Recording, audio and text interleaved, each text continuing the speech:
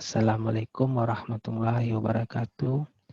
Yang sama-sama saya hormati Bapak Profesor Benefri PhD selaku Rektor di Universitas Negeri Padang, Bapak Dr. Fahmi Rizal, MPDMT selaku Dekan di Fakultas Teknik UMP, Bapak Dr. Khairuddin MKS AIFO selaku Ketua Lembaga LP2M UMP, kemudian Bapak Profesor Dr. Wahinuddin MPD selaku Ketua Jurusan Teknik Otomotif, kemudian kepada rekan-rekan tim dosen di jurusan Teknik Otomotif FTUMP.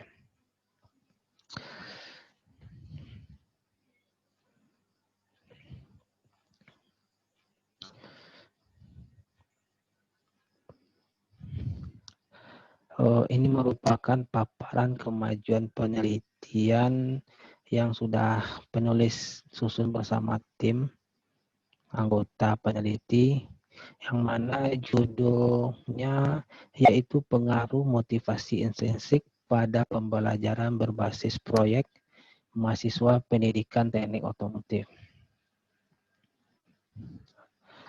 Sebelum kita masuk ke latar belakang masalah, penelitian yang penulis lakukan sebelumnya mengenai pengembangan perangkat pembelajaran berbasis proyek sudah penulis selesaikan. Kemudian yang kedua ini masuk ke pengaruh motivasi intrinsik menggunakan metode pembelajaran berbasis proyek juga, di mana latar belakang permasalahan ada 4 poin. Satu yaitu metode pembelajaran. Permasalahan di sini penerapan metode pembelajaran selama ini masih kurang maksimal sehingga pembelajaran di perkuliahan masih tergolong kurang optimal juga. Kemudian pendekatan pembelajaran yang digunakan juga kadang-kadang masih kurang tepat, masih menggunakan TCL, Teacher Centered Learning, yang harusnya kita berpindah ke Student Centered Learning. Status atau kondisi dosen pada situasi STL, Student Centered Learning, yaitu sebagai fasilitator. Sedangkan permasalahan ini dosen masih menerapkan pembelajaran dengan metode ceramah. Ketiga adalah motivasi mahasiswa. Motivasi mahasiswa merupakan salah satu faktor penting dalam belajar. Masalahnya banyak mahasiswa yang kurang termotivasi mungkin dari pendekatan pembelajaran ini, dan juga metode yang digunakan kurang bervariasi sehingga membuat motivasi mahasiswa juga menurun. Sebenarnya motivasi ini terbagi kepada dua secara garis besar, ada intrinsik dan ekstrinsik. Intrinsik merupakan motivasi yang timbul dari diri mahasiswa tersebut, sedangkan ekstrinsik merupakan motivasi yang di luar atau dorongan dari luar. Poin keempat di latar belakang masalah adalah data observasi.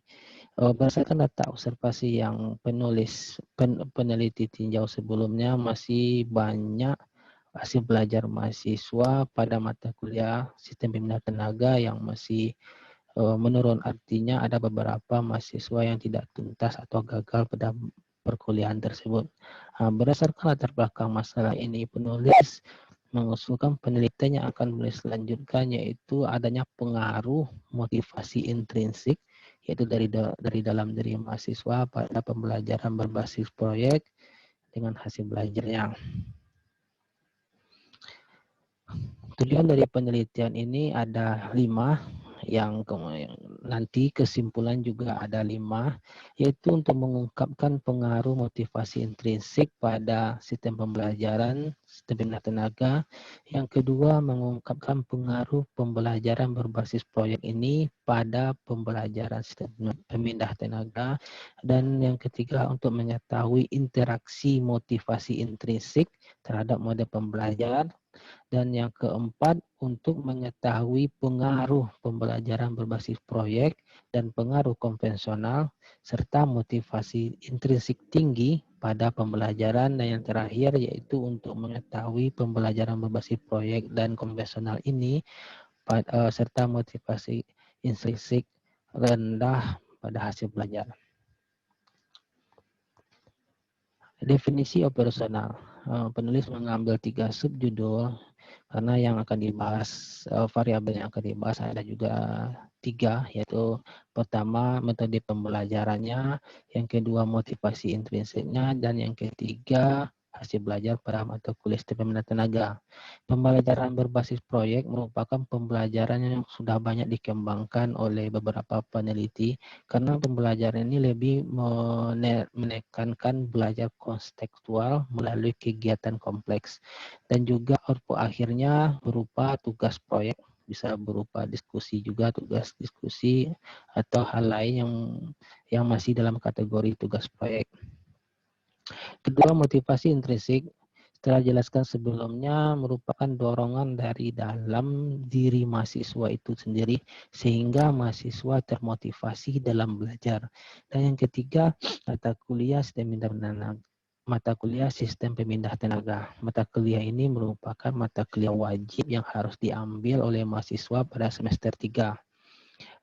Materi yang ada pada mata kuliah ini yaitu membahas tentang konstruksi sistem pemindah tenaga secara umum, membahas masalah kopling, transmisi, propeller shaft, diferensial, dan yang terakhir adalah poros roda pada kendaraan ringan.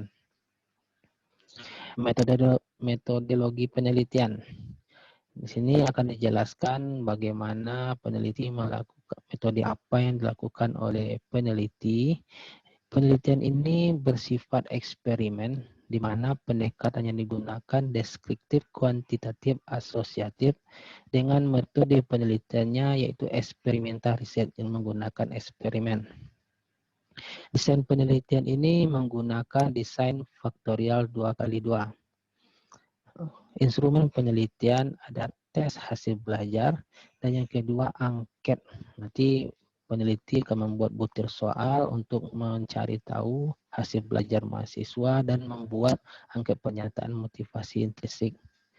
Pada tahap uji coba instrumen akan dijelaskan validitas, reliabilitas, indeks kesukaran, dan daya beda.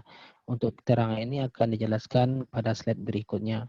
Uji normalitas merupakan salah satu teknik analisa data. Pada penelitian ini menggunakan uji Kolmogorov-Smirnov.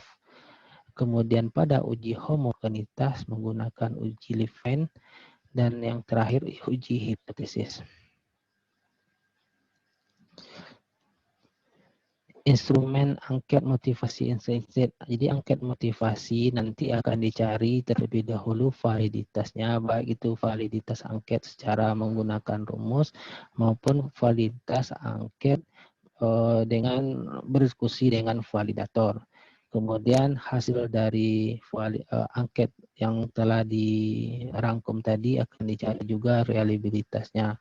Hasil terakhir dari angket yang valid tadi akan diambil menjadi angket motivasi penelitian.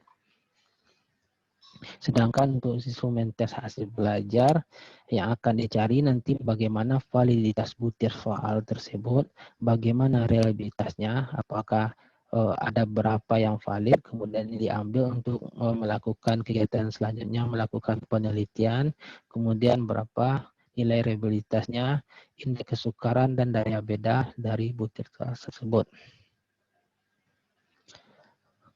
Kemajuan kegiatan penelitian pada tahap ini ada 3 secara garis besar, yaitu kondisi saat ini sedang proses penyusunan laporan.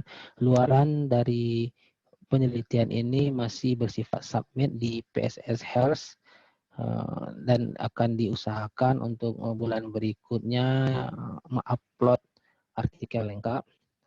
Dan kegiatan ini juga merupakan salah satu awal dari monef penelitian. Ini merupakan deskripsi data secara keseluruhan, di mana berdasarkan desain faktorial 2x2 akan dibagi nanti ada kelas eksperimen, ada kelas kontrol, ada motivasi intrinsik tinggi, ada motivasi intrinsik rendah, kelas eksperimen, motivasi intrinsik tinggi, dan lain sebagainya, seterusnya.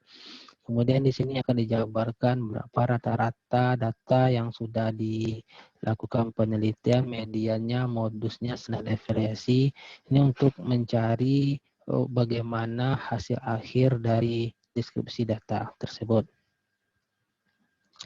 Untuk persyaratan analisis, uji normalitas dengan menggunakan uji Kolmogorov-Smirnov berdasarkan tabel berikut ini dengan desain faktorial yang tadi. Nilai akhir dari asensik ini akan dibandingkan dengan nilai alfa 0,05, di mana apabila nilai asensik ini lebih tinggi dari alfa 0,05, maka kesimpulannya data tersebut berdistribusi normal. Sedangkan untuk uji homogenitas menggunakan uji Leven, kelompok akan dibagi dengan kelompok A1 dengan A2, B1 dengan B2. Apabila asensiknya lebih tinggi dari 0,05, artinya motivasi intrinsik tinggi dan motivasi intrinsik rendah tidak berbeda secara signifikan. Kesimpulannya data tersebut homogen. Pada tahap uji hipotesis, berarti menggunakan uji F dulu untuk melakukan data regresi. Di sini akan ditemukan hasil hitung F hitung akan dibandingkan dengan F tabel, di mana untuk jumlah mahasiswa peneliti ambil adalah 30 orang. Kemudian nanti dikonversikan berdasarkan F tabel sehingga dapat hasilnya 3,34 pada taraf signifikan signifikansi 0,05, hasil F tabelnya 3,34. Maka berdasarkan kaidah keputusan berdasarkan data uji F ini, nilai F lebih besar dari F tabel. Artinya hipotesis diterima, atau dalam kata lain metode pembelajaran motivasi intrinsik berpengaruh terhadap hasil belajar sistem pemindah tenaga. Pada tahap uji hipotesis ada 3 kesimpulan nanti, di mana metode pembelajaran yang dipakai apabila nilai F hitung lebih tinggi dari F tabel, artinya terdapat perbedaan hasil belajar mahasiswa yang menggunakan pembelajaran berbasis proyek dengan pembelajaran konvensional. Dan pada kelompok motivasi intrinsik, F hitungnya juga lebih besar dari F tabel. Pada taraf signifikansi 0,05, artinya terdapat perbedaan hasil belajar berdasarkan mahasiswa yang memiliki motivasi tinggi dan rendah. Kemudian ada interaksi antara kelas pembelajaran dengan motivasi. Dengan hasil nilai F hitung juga lebih besar. Ini nilai F hitungnya juga lebih besar dibandingkan dengan F tabel 3,34. Artinya terdapat interaksi antara penggunaan metode pembelajaran dengan motivasi intrinsik belajar yang mempengaruhi hasil belajar secara bersama-sama. Setelah uji hipotesis akan dilakukan uji lanjut atau uji Turki. Ada hipotesis 1 dan ada hipotesis 2. Berdasarkan hasil perhitungan dengan menggunakan uji Q, nilai Q hitung lebih besar dari Q tabel pada hipotesis pertama. Artinya HO ditolak dan HA diterima. Kesimpulan yang kita dapat di sini, terdapat perbedaan yang signifikan hasil belajar mahasiswa antara kelas eksperimen dan kelas kontrol pada motivasi intrinsik tinggi. Sedangkan pada hipotesis yang kedua, ini bertolak belakang dengan hipotesis pertama, di mana nilai Q hitung lebih kecil dibandingkan Q tabel pada taraf signifikansi 0,05. HO akan diterima, sedangkan HA ditolak. Kesimpulan yang kita dapat yaitu tidak terdapat perbedaan yang signifikan hasil belajar antara kelas eksperimen dan kelas kontrol untuk motivasi intrinsik rendah. Nah, Kesimpulan dari penelitian ini berdasarkan tujuan penelitian yang tadi ada 5. Yang pertama, terdapat pengaruh yang signifikan antara pembelajaran berbasis proyek dengan pembelajaran konvensional terhadap mata kuliah sistem pembina tenaga. Kesimpulan yang kedua yaitu terdapat pengaruh yang signifikan antara mahasiswa yang memiliki motivasi intrinsik tinggi dengan mahasiswa yang memiliki motivasi intrinsik rendah terhadap mata kuliah sistem pembina tenaga. Kesimpulan